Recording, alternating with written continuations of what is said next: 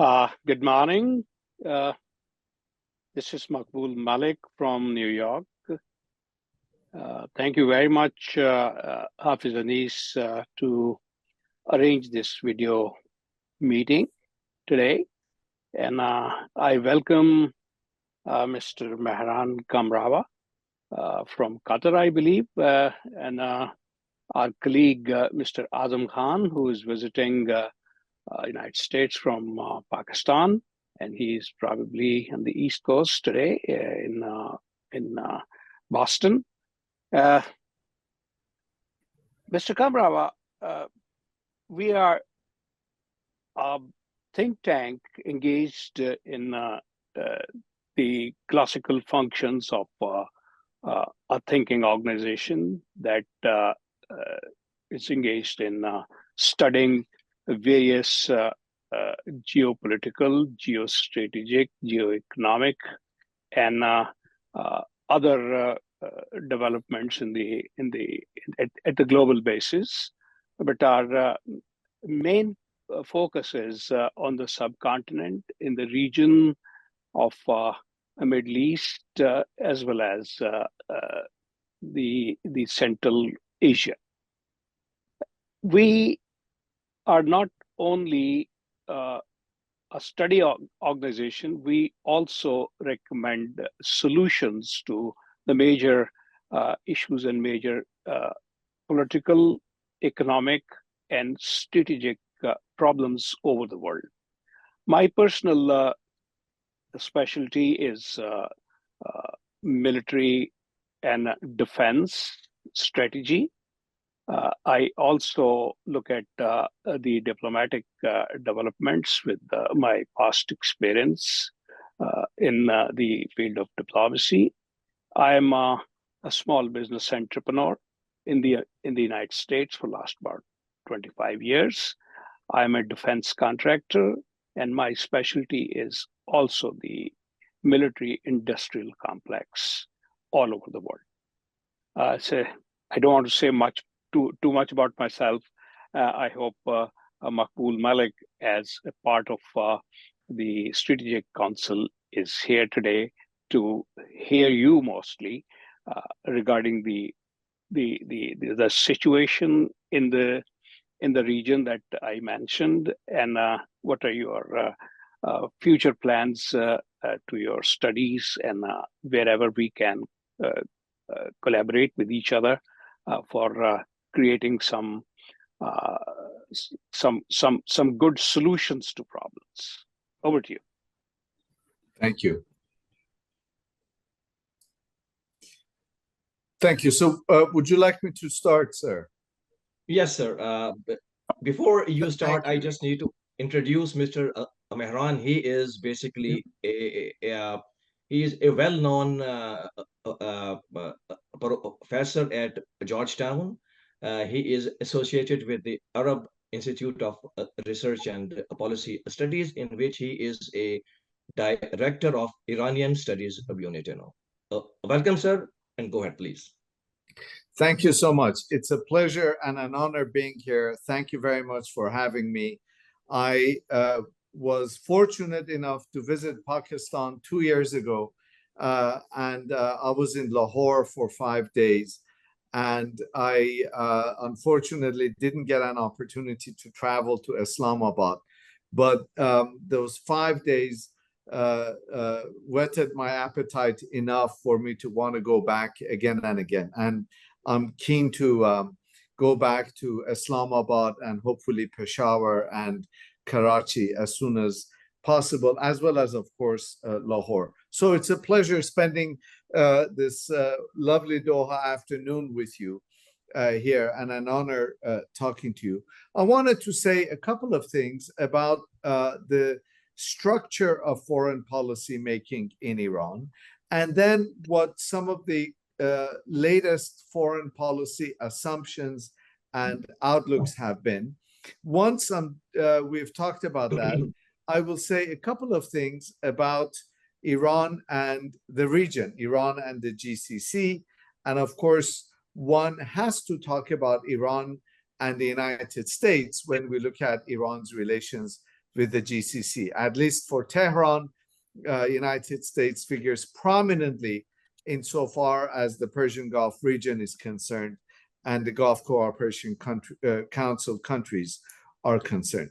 So let me start out by kind of laying out the structure of foreign policy making in Iran. As you know, there is, of course, a robust diplomatic bureaucracy under the umbrella of the foreign ministry. And the foreign ministry has traditionally been in charge of diplomacy and foreign policy. As you know, of course, better than I do, there is also security policy.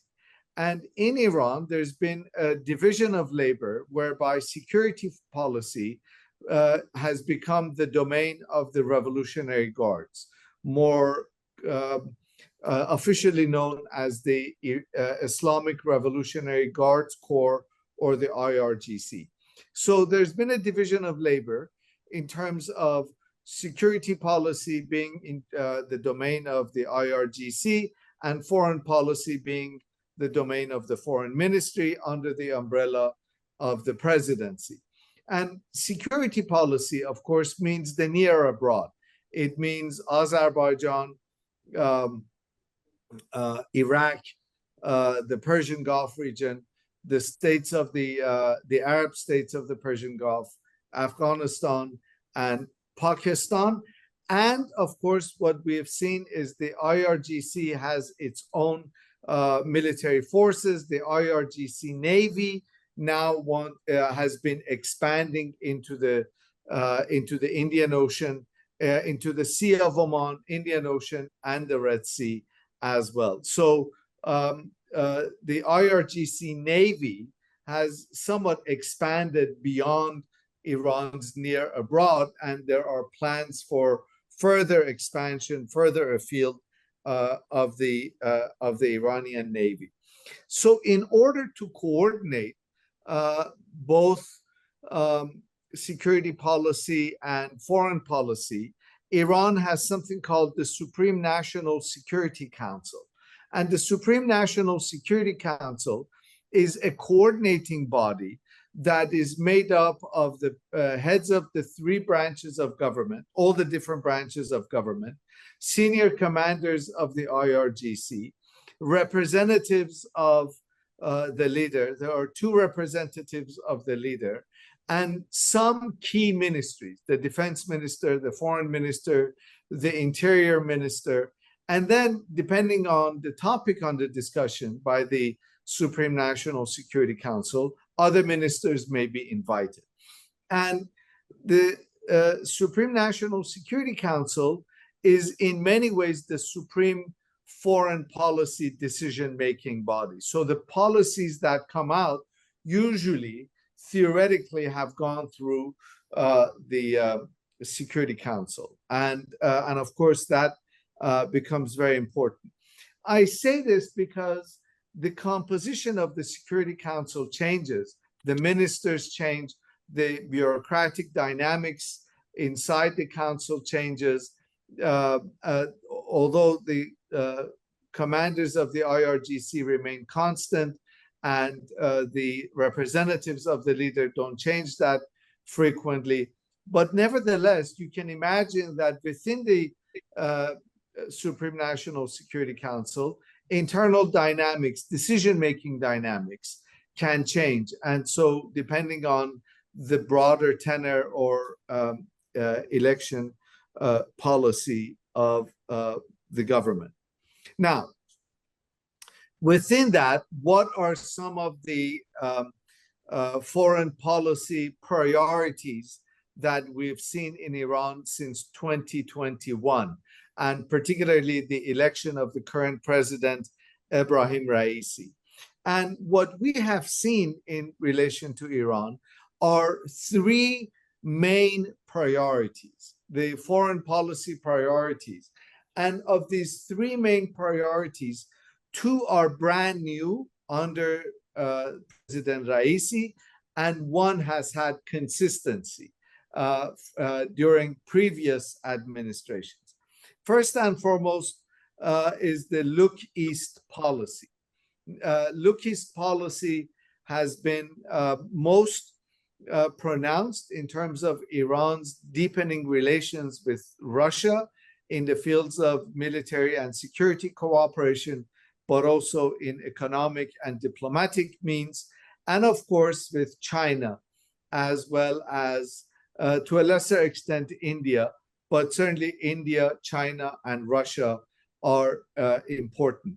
The way Iran sees East, that means anything that's not part of the West. So East is more metaphoric, it's more symbolic rather than Eastern Hemisphere. I emphasize this is because Iran has been trying to also expand its relations with Latin American countries, not just Cuba and Venezuela, but Bolivia and a number of other countries as well. It had very good relations with Argentina until just last week. An Argentine court reversed an earlier court ruling and kind of declared Iran the primary culprit in a 1994 bombing in Buenos Aires of a Jewish facility in which some 80 people died. So, there might be some changes to Iran's relationship. But basically, Look East means anything that doesn't include North America and Western Europe and Central Europe, but the other parts. Now, significantly, Look East has been in practice in Iran since the 1980s, in fact, but it is now only being officially declared as a state policy, as a priority. And this, of course, has caused a little bit of consternation because Iran, one of the primary slogans of the Iranian Revolution was neither East nor West Islamic Republic. So kind of 45 years after the revolution, the Iranian state has modulated its foreign policy towards the East due to changing international dynamics and changing global dynamics. A second new approach by the Raisi administration is the good neighborly policy. And the good neighborly policy has been designed to enhance relations with immediate neighbors. Countries like Azerbaijan, with whom Iran has had tensions, and of course, Saudi Arabia. Again, a country that broke off relations with Iran in 2016 after Israeli consulate in Mashhad and Israeli embassy in Tehran were attacked due to the execution of a Shia cleric in Saudi Arabia. And the good neighborly policy we saw at work, for example, in relation to the missile attack between Iran and Pakistan, when Iran attacked Pakistani soil with its missiles, and Pakistan attacked Iranian soil a week later in retaliation.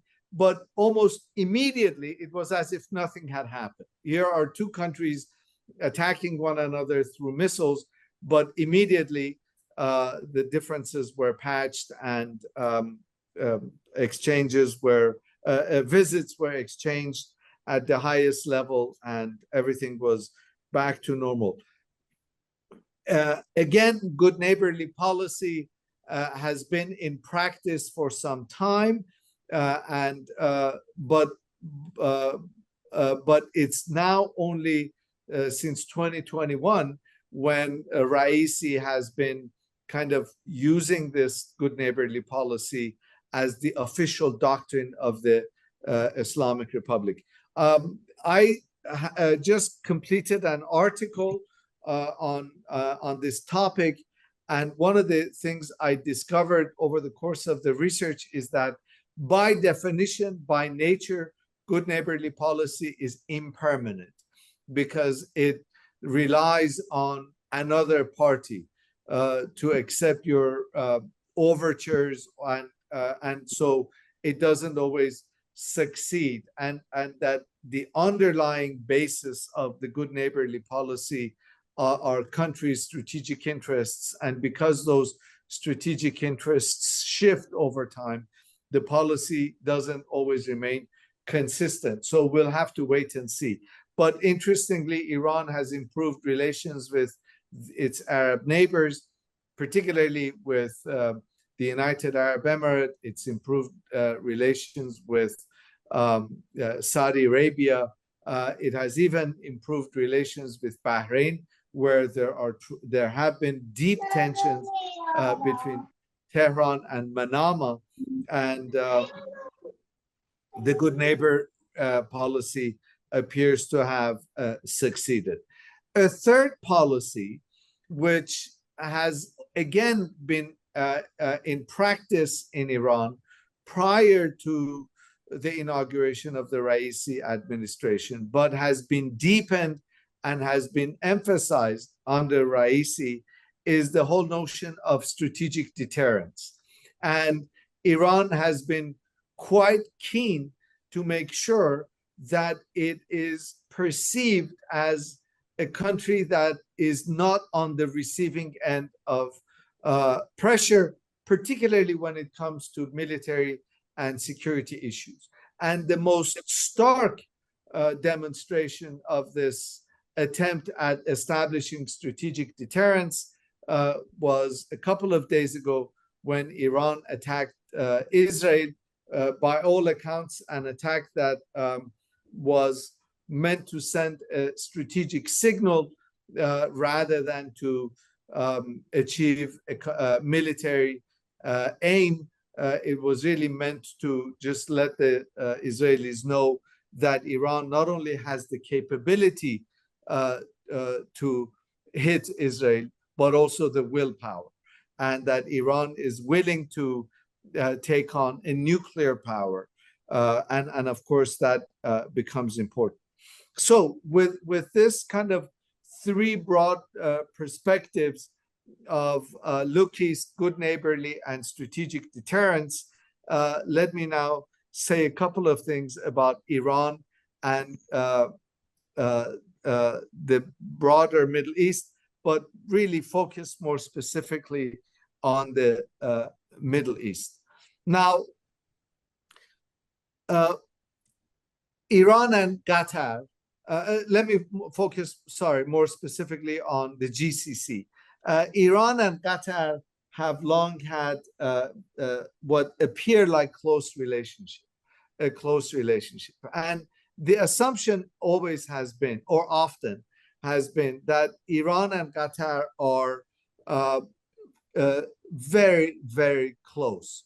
And sitting here in Doha and having observed Iran-Qatari relations for the last 17 years, I can, my understanding is that Iran-Qatar relations are extremely cordial, extremely polite, extremely friendly, and extremely superficial. Qatar as a small state doesn't necessarily trust Iran. It doesn't trust Saudi Arabia. It doesn't trust anyone else. But as a small state, it has had to pursue a very pragmatic foreign policy because of its oil and gas reserves, because it shares the world's biggest gas field with Iran in the Persian Gulf. It has to be very pragmatic, and it has always pursued a very pragmatic policy in relation to Iran, kind of maintaining friendly relations, but keeping Iran at arm's length. This has not necessarily been the case with the United Arab Emirates, where the UAE perceives of itself as a middle power on par with Iran, Turkey, Saudi Arabia, and others. By all objective accounts, the UAE is a small state.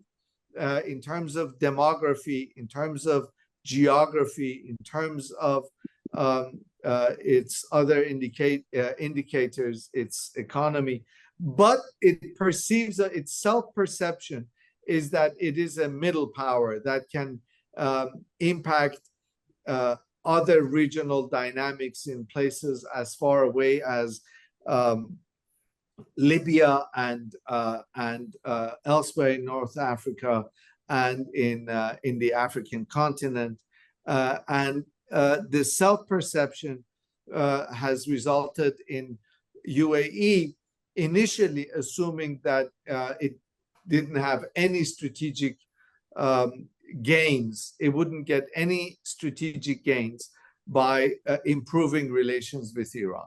And so the UAE, after 2016, broke off relations and pursued a kind of a adversarial relationship with Iran. But then it started to improve relations with Tehran in 2019 in advance of the signing of the Abraham Accords. They figured you want to talk to the Iranians, don't necessarily antagonize them so much, so that we can go and improve relations with Israel and sign the Abraham Accords. So that rapprochement between the UAE and Tehran started as far back as 2019, 1 year before the signing of the Abraham Accords. Saudi Arabia and Bahrain. Bahrain, of course, one may argue that Bahrain has subcontracted its diplomacy and its security policy to Riyadh. And so Bahrain kind of follows the lead of Saudi Arabia in what Saudi Arabia does diplomatically. In March 2023, we heard of breakthrough in relations between Iran and Saudi Arabia through the good offices of Beijing. Actually, Iran and Saudi Arabia had been talking to one another through the Baghdad track, but it was in Beijing that they decided to shake hands and to formally restore relations.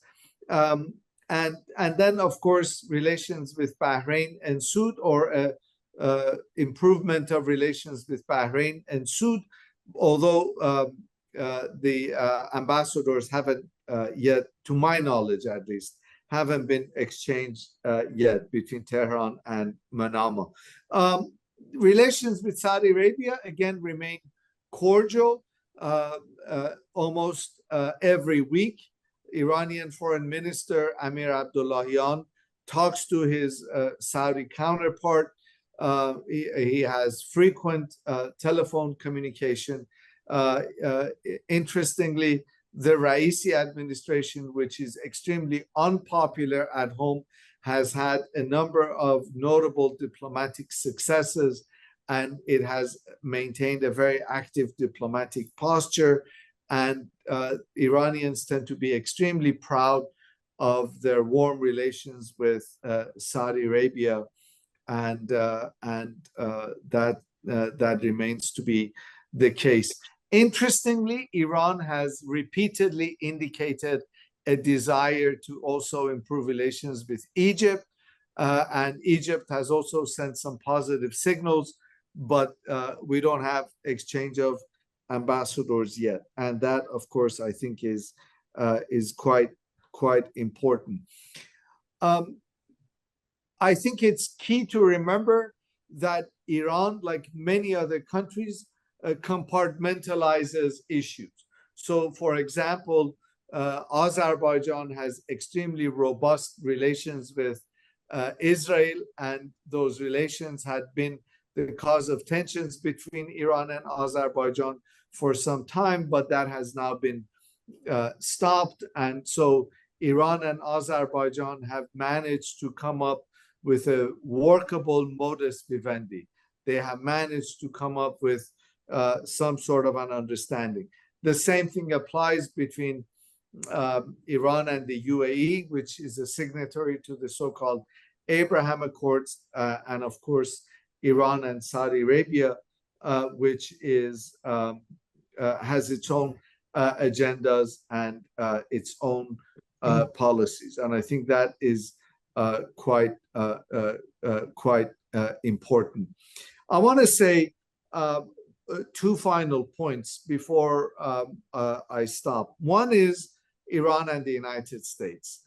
Iran's relations with the GCC and relations with anybody really is articulated within the context of the country's relations with the United States. And I think that's kind of important to keep in mind, because as a superpower and as a power that has imposed comprehensive sanctions on Iran, secondary sanctions, meaning that if another country deals with Iran, they would also be punished. The United States is the big elephant in the room. And what's interesting is that the United States imposed the maximum pressure campaign under the Trump administration. When Biden came, the assumption was popularly that the maximum pressure campaign would stop, and the rhetoric of the United States towards Iran changed, but the substance of the policy has not changed. So Biden, when it comes to Iran, has pursued pretty much the same policy that Trump has had. It's just that he hasn't called it maximum pressure. But the fundamentals of U.S. policy towards Iran, punishing sanctions, secondary sanctions, all of those, limits on travel, all of those remain in effect. They're just simply not called maximum pressure anymore. Let me pause here and on purpose so that there's ample time for Q&A, and we'll take it from there. Thank you very much, Mr. Mehran, for the comprehensive coverage of the region. So with that, I will ask my colleague, Mr. Makbul. Sir, if you want to start with a Q&A, and then I will go for Mr. Amazam Khan Sahib to also follow suit. Yes, sir. Thank you very much. Excuse me. Mr. Mehran Kamrava, your, what should I call it? Your view of the Iranian situation today in the fields of foreign policy, in the fields of their present change in their attitude, as well as their policy, has been explained by you in a very, very comprehensive way. And today I know a lot more about Iran than I knew before hearing your analysis. Thank you, sir. Thank you very much. Thank you very much. And I would especially, I'm fascinated to learn the three priorities that you explained so well, particularly the two new initiatives that have been adopted by the Raisi government. And the third one, of course, the strategic deterrence is something that is very common all over. And as a matter of fact, I look at it with a different prism. I see it with the two different priorities, or two different thinkings, or two different ways. One is the nuclear deterrence, and the other ones are the non-nuclear deterrence. As a matter of fact, 2 days ago, what happened in the region, those non-nuclear deterrents were put to work. And today I was listening to the Middle East uh, society, and their they had a very comprehensive view of the whole situation and the operation from both sides. It was, as a matter of fact, I learned more about the concept of this operation from these people today, this morning. Especially, I'm very impressed by Paul Salem, who takes a very close look at our region as such. And there was a lady in that meeting who was from the Middle Eastern background, and she also explained the things very well. And now I compare these three priorities with whatever I heard from the Middle East societies, whatever you call it, their meeting or whatever they wanted to tell the world about the whole situation. My first question to you is, Mr. Hello, can you hear me, Mr. Kamrava? Yes. Yes. The picture is gone. I'm sorry. The first thing that I would like to ask you explained Abraham Accord very well, and the impact of the foreign policy and the regional relations of Iran with the major Middle Eastern powers. How has Abraham Accord influenced the Iran Middle East policy, and has Iran in these years reconciled with this fact that across the Gulf, the entire Middle Eastern priority is towards patching up with Israel, and the classic Middle East Israel policy has been put to rest, and the new policy is in. This is my question to you. Thank you. Thank you. May I answer, or should I wait for other questions? As you wish, Mr. Kamara. I think I can say a couple of things about this. You know, during the presidency of the late Rafsanjani, Akbar Hashemi Rafsanjani, who was president in the he was president in the 1980s, and then he was a very influential figure. There was actually discussions about Iran's Israel policy, and these discussions they made it into the public domain. They didn't just stay behind closed doors. And Rafsanjani came out and said, we have no problem with the people of Israel. It's the government of Israel we're concerned about. And then after he was gone, then we have this kind of uniformity of rejectionism about, or at least uniformity in the rhetoric of the Islamic Republic of Iran in terms of rejecting the legitimacy and the validity of the state of Israel.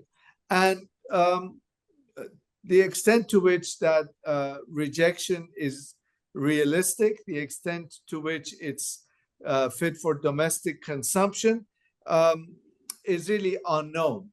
Have the Iranians reconciled to the fact that most parts of the Middle East are recognizing Israel? Perhaps. You know, one of the interesting things that you hear when you talk to the Iranians is that, look, basically Iran has been calling for a one-state solution, and that one state that would then have at least 50% Palestinian population from the West Bank and Gaza, and if you include Palestinian diaspora, it would overwhelm Israel. They're saying that, it would have to be called something else. And in many ways, ironically, Israel's own genocidal policies have rendered the two-state solution unfeasible and unworkable and unobtainable. And so I don't have an easy answer to your question. I think there's awareness that Israel is diplomatically close to Azerbaijan. Israel is diplomatically close to Bahrain and the UAE, and that normalization between Israel and Saudi Arabia is only a matter of time. They just figure they have to deal with it. But the assumption is that from a long-term historical perspective, Israel in its present form is untenable because it cannot eliminate the Palestinians. The two-state solution has long been dead. It's not viable, and we need to kind of come up. And the Iranians say that a new reality will inevitably come.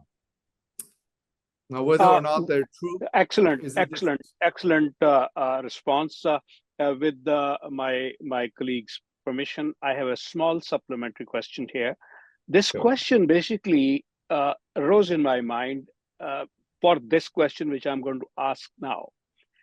You see, the reality is in the region, Iran has had a kind of a strategic isolation with the neighbors.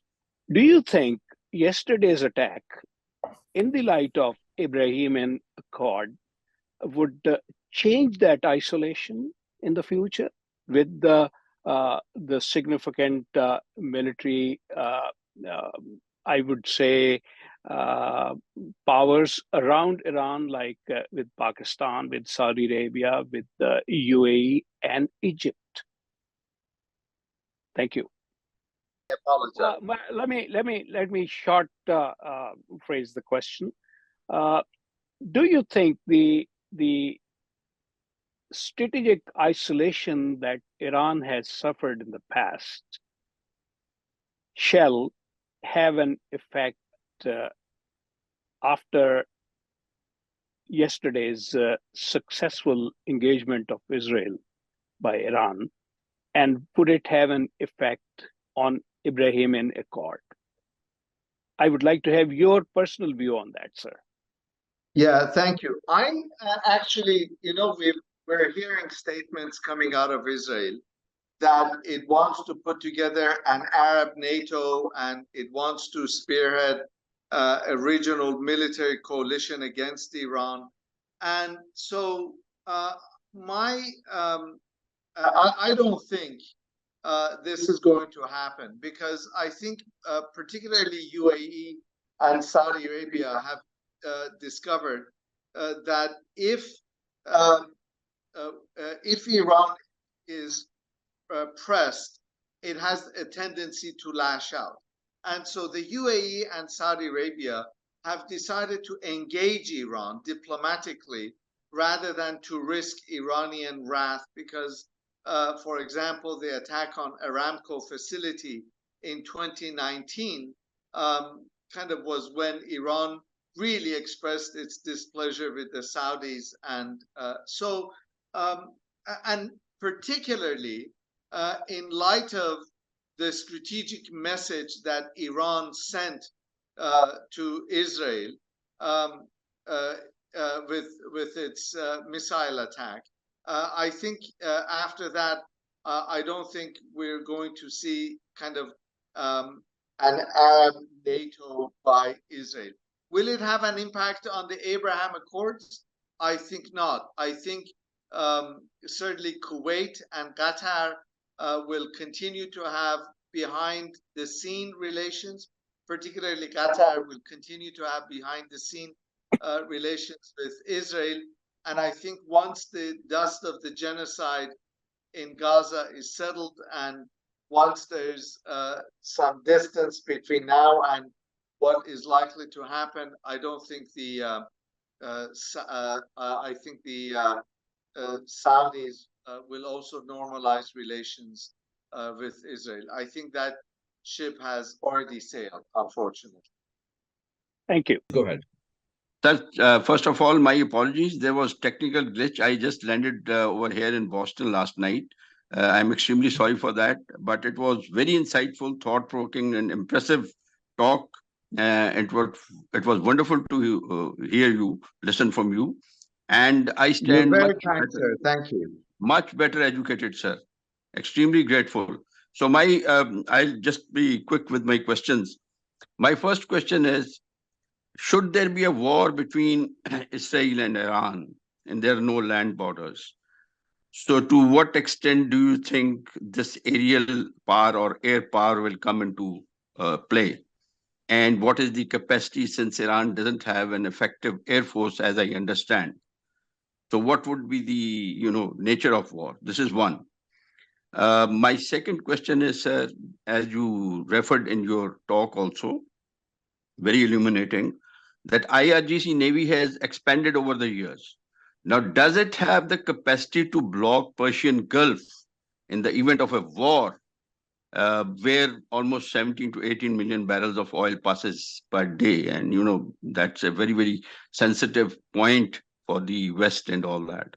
Does it have the capacity? And my third question is, sir, very briefly, what is the future of IPI? If Iran and India enjoys, closer ties, why can't Iran convince India to join hands in IPI, thereby, providing economic benefit to a large population that resides in this South Asia? These are my three questions, sir. And I had supplementary questions, but if you could be kind enough to, educate us on these issues first. You're very kind. Thank you so much. So one of the interesting things when Iran attacked Israel, we saw relative quiet by Hezbollah. And the question on most people's mind is, why didn't Hezbollah join? There were some skirmishes, but not to the extent. And the reason is, one of the doctrines that Iran has set. Okay.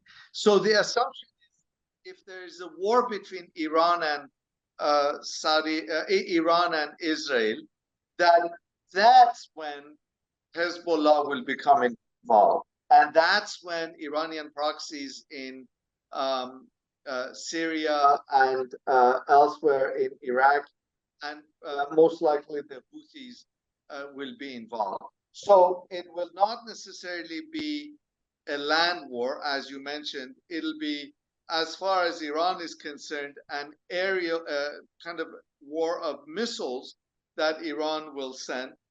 But it would also involve Iranian proxies that make up the so-called axis of resistance. Now, also, one thing to keep in mind is that Iran has SAM 300 missiles, 300 kind of surface-to-air missiles for defense, and it tried to buy SAM 400 from Russia, but they wouldn't sell it to Iran. And what the Iranians are saying is that they actually made their own version. And just yesterday, there was an announcement that Iran said it could be bluster, it could be posturing, it could be kind of bluffing, but they said, look, we have a missile, we have a weapon that nobody knows about that we will use against Israel if they attack us. So I think when they attacked Israel, there was a fair assumption that Israel would retaliate, and one would assume they're kind of ready. The question about the IRGC Navy's ability to blockade the Persian Gulf, the Hormuz Strait is not that extensive, and they could mine it without great difficulty. They did this during the Iran-Iraq war. But if they were to do that, part of the problem would be that they would entrap some of their own naval assets west of the Suez Canal. And so, and if they bring him to the east of the Suez Canal, then they would expose them to attacks. So, although Iran has the ability to block the Persian Gulf, I'm not sure. And incidentally, every once in a while you hear someone in Iran saying, "Oh, we're going to block the Persian Gulf," as kind of a threat. I'm not sure if it's a realistic effort on their part, and I think they would resort to other means rather than blocking the Strait of Hormuz. And finally, IPI. You ask an excellent question. And why is it that the Iranians have done their share? I honestly don't know. My sense is that, historically, Iranian foreign policy has been reactive rather than proactive. It has reacted to developments and circumstances that have been dictated to it, rather than to take the initiative. And it's only under Raisi's presidency, and during the nuclear negotiations in 2015, that Iran kind of had an active diplomacy. My sense is that because of its kind of preoccupation with putting out so many fires and so many crises, a worthy initiative like the IPI has fallen by the wayside for the time being. Sir, fascinating. One final point, sir, I would wish to know, need to be educated on that, is the internal politics of Iran. As we hear, sir, continue to hear that, the current regime, Islamic regime is getting quite unpopular inside. So is there a chance that, IRGC becomes the dominant player in the politics of Iran anytime soon? And finally, linked to that is not directly, but indirectly.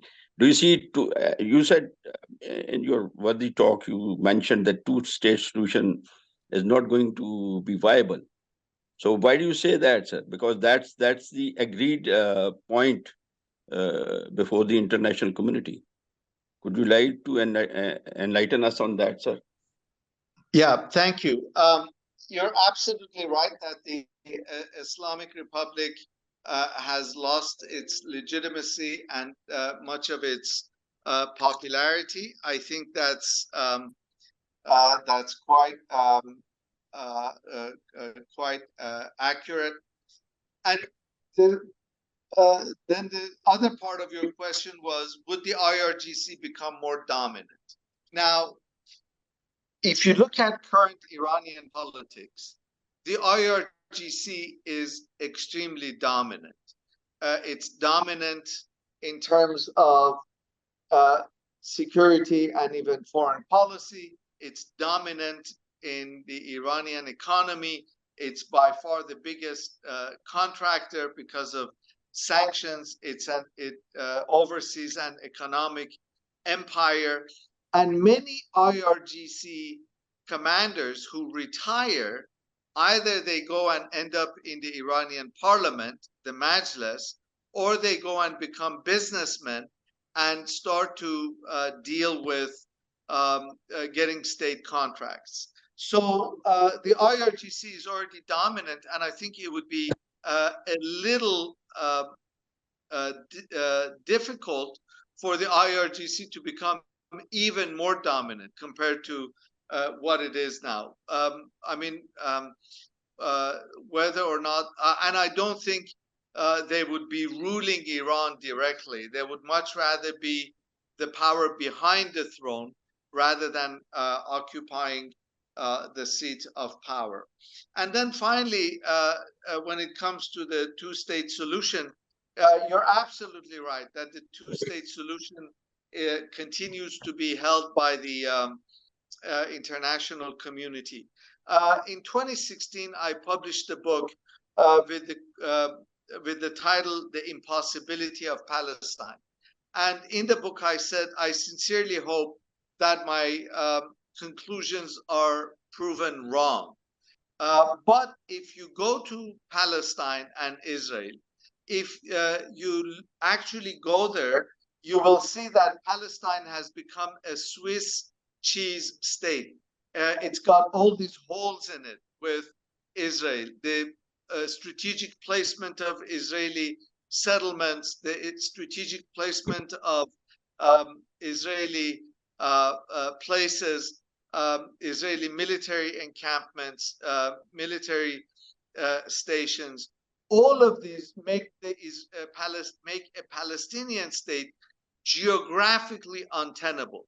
If we actually go there, instead of looking at the West Bank and Gaza on a map, but go there and realize that instead of a straight line that divide Ramallah and Bethlehem together, and it would take 30 to 40 minutes to go from one point to another, you have to zigzag because of Israeli settlements and Israeli military positions, and it takes 2.5 hours what it would take 40 minutes. And when you look at the facts on the ground, you realize that a Palestinian state, in the sense of a viable political entity that would be able to provide basic services for its population, would have meaningful sovereignty on its territory. None of that is any longer viable.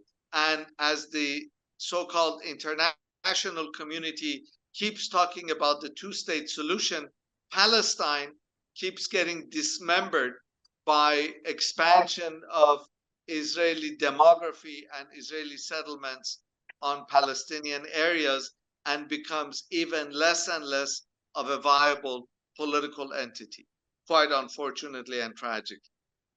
Thank you so much, sir.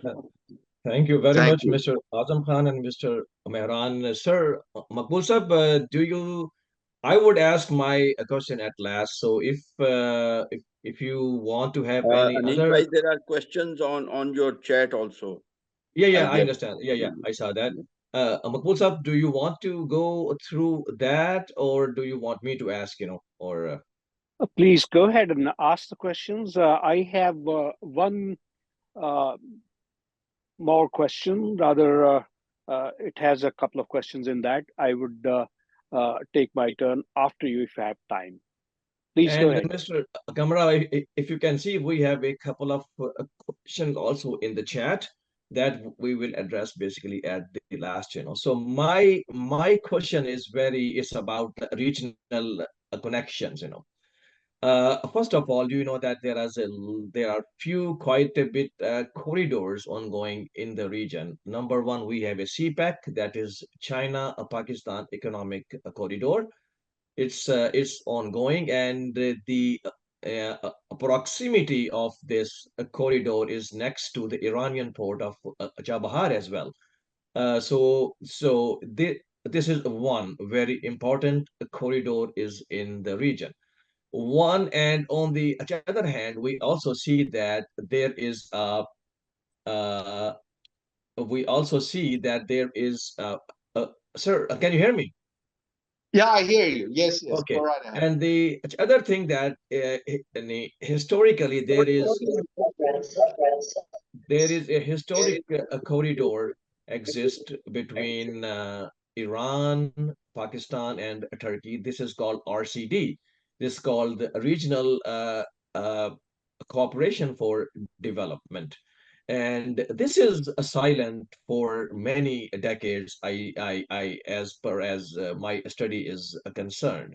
So I would also see that, well, how do you see RCD uh, viability? Don't you think that this is a scope that we three countries has to explore once again?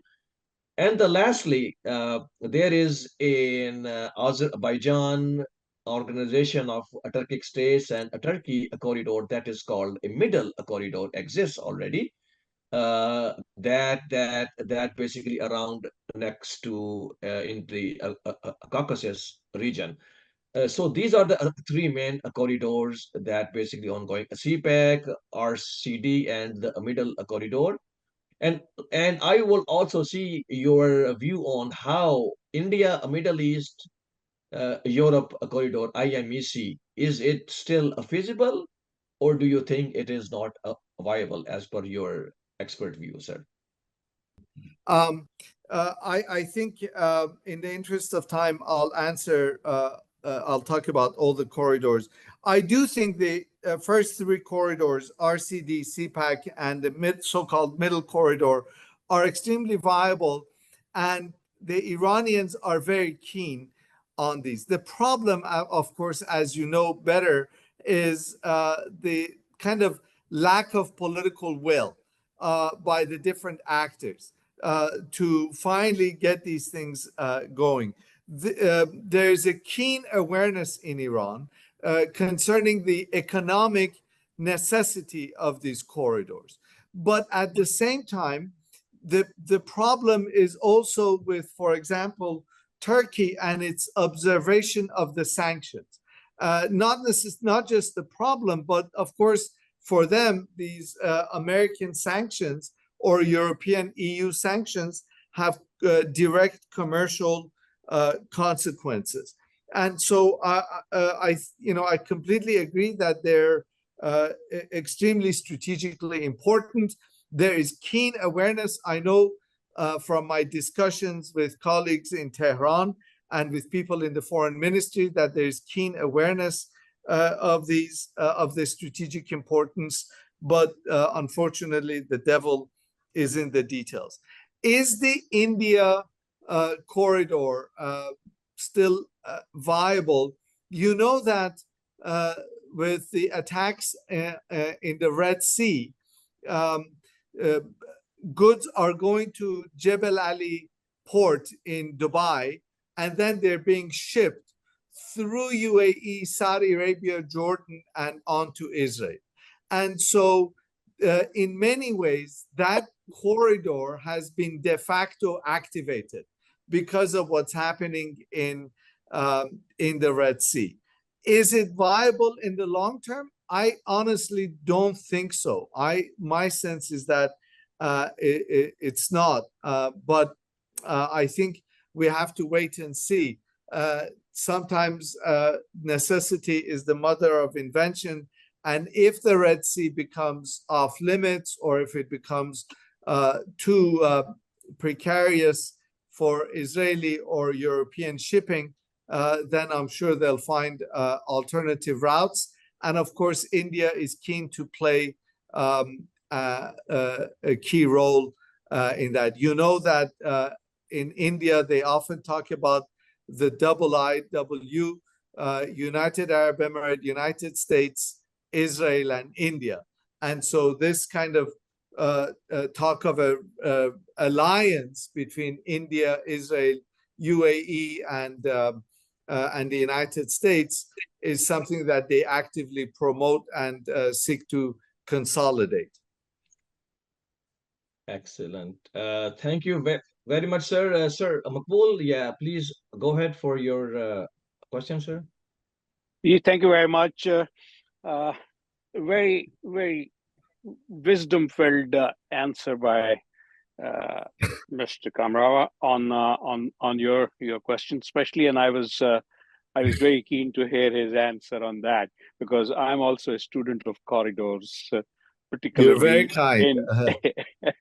in the today's economic strategic era, I would call it. Mr. Kamrava, after day before yesterday's attack, so many things are revealing, so many new things are coming to surface. We hear that this attack was so well coordinated by Iran that the missiles were fired from 5 different countries. I hear it was from Iraq, Syria, Lebanon, and Yemen, in addition to the Iranian soil. Do you think in the future, the conflict in Israel, all these anti-Israel forces get more emboldened to engage Israel directly? That's an excellent question, and I wish I had a crystal ball I could look into. You know, Iran has established a new precedent. The last time that Israel was attacked like this was when Saddam Hussein was sending Scud missiles to Israel during the From invasion. Syria. Yes. Yeah, exactly, during the invasion. But this is a new this is a new development what Iran has done, and I think what the Iranians have now demonstrated is Israel is not vulnerable. The one of the conventional wisdoms, sir, I think you know better than I do, is that Iran spent millions of dollars sending missiles, and Israel spent billions of dollars defending against them. And how long can Israel and the United States keep this up? If this was going to kind of have a greater precedent. So my understanding and assumption is that the taboo has been broken, that Israel is kind of invulnerable, and and now that Iran has dared to take on Israel, I do completely agree that some of these other countries, or actors rather, would feel emboldened in the process. I completely agree. Thank you, Mr. Kamrava. I think we have some questions in the chat, but I would ask, since there are quite a bit, so I would not take a time to read. So I will ask our colleague Miss Somaya, if you can come on the mic and ask, quickly, since we are going to conclude our session. Yes, Miss Somaya. Assalamu alaikum, everyone, and it is a wonderful talk, listening to Iranian perspective on what's happening in the region. It's very pertinent also. So I've written a lot of questions, but I would start with the last one. So I see that Russia and Iran are very close, and it's been for a very long time that I see that this is the development in the region. It's very strong relationship. What do you think is the basis of this relationship? Is it strategic, or is something deeper than that? I see Alexander Dugin talking about it. I see him visit Iran. I see a lot of talks from him about it. How do you rate it? The next question would be, I would ask that now there are lots of proxy wars going on in the Levant, as you know, in the region, generally speaking, at the moment. And Iran, of course, is supporting certain groups there. So how do you think has it helped Iran get closer to people of this region and win over the people of this region towards the Iranian, to serve the interest of Iran in the as a country, as people in the region? How do you see it has helped, or do you think it has some mixed baggage? The third question is, and this would be the last one. As a student of history, I've seen that since the involvement of British and France in this region, the Greater Middle East, there have been lots of conflict and perpetual conflict. What do you think, in your eye, is the reason behind it? I want to hear it from you. Thank you so much. Thank you so much. One of the joys of my afternoon and spending the afternoon with all of you is that one question after another has been insightful and thought-provoking, and I'm grateful to all of you for making this such a rewarding exchange of ideas and such a wonderful conversation. So Let me kind of talk about each of these. Uh, Iran's relations with Russia have been really have moved into a different dimension. And you might have heard rumors. I cannot confirm this because I haven't heard it myself. But there are statements being attributed to Putin that if the US got involved in attacking Iran, Russia would come to Iran's defense. Now, even if that statement is just a rumor and kind of being spread as fake news, I think that kind of bespeaks of the deep strategic involvement between the two. There's an Iranian drone factory in Russia. Russians are coming to Iran to learn about how to repair Boeing jets, Boeing engines for their Airbus and Boeing planes and Airbus engines, because Iran has been under sanctions. It's got Airbus planes, and they've kind of perfected the technology inside Iran to repair these engines. And so that's kind of an interesting development. And one of my colleagues who's done work on this says, look, it's not just one way, because Iran has really adopted much of Russia's military strategic doctrines. And so it's been a two-way street in which the Iranians have been adopting Russian military strategies, and the Russians are using Iranian know-how and Iranian drones and Iranian missiles in their war on Ukraine. So is it strategic in nature? I mean, I don't know how much deeper can it get, but it's extremely robust. It's deep, and I think it's deeper than it meets the eye, particularly in terms of kind of Iranians sharing with Russians knowledge of how to get around sanctions and sanctions evasion and those kinds of things. Second question is in terms of proxy wars. And that's a brilliant question, because Iran has been winning the war, or winning the battle, losing the war. Iran is not popular in Iraq. It is not popular in Syria, even among the Shia in each of these places. It's not popular among the average population.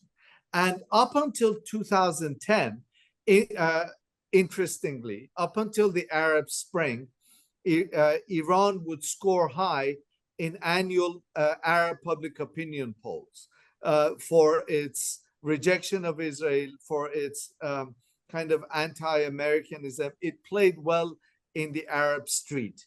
But after the Arab Spring, and with the spread of sectarianism in places like Bahrain, Saudi Arabia, and Iraq, and elsewhere, and Iran itself becoming more sectarian in its rhetoric and its profile and its policies, then what we have is a rapid decline in Iran's popularity across the region. So I think you ask a very perceptive question, and Iran is not popular. Now, by the way, I should say that over the last couple of days, there's video circulating on social media of some people kind of praising Iran.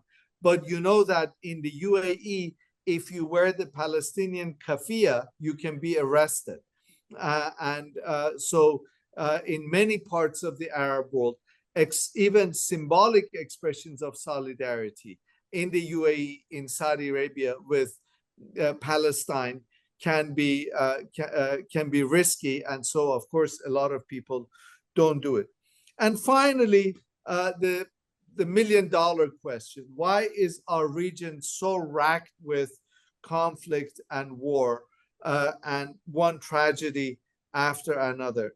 A number of reasons, a number of unfortunate reasons have combined to give us the unfortunate predicament in which we have we find ourselves historically.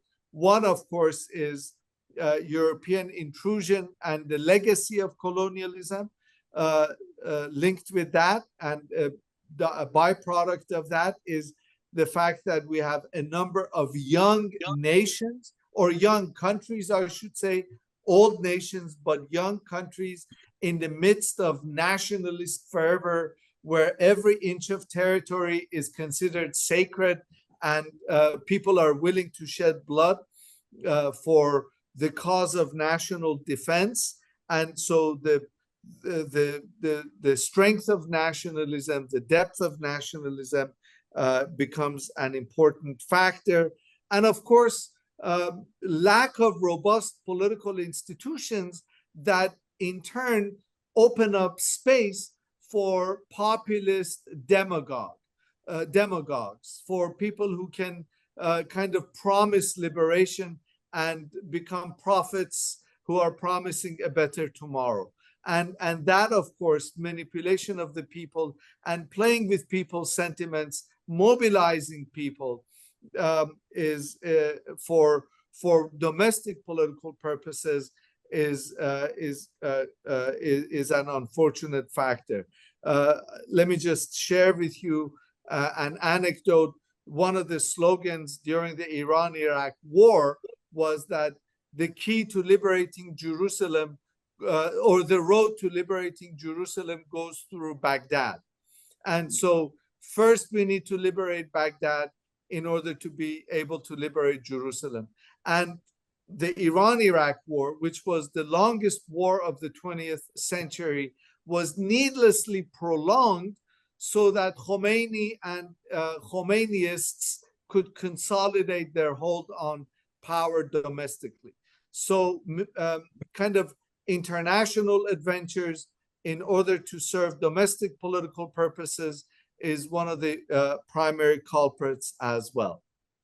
Allow me to take this opportunity to thank you for really a truly rewarding afternoon of conversation. It's been an honor, a true honor and a pleasure spending this time with you. And I'm most grateful for this opportunity to spend some time together.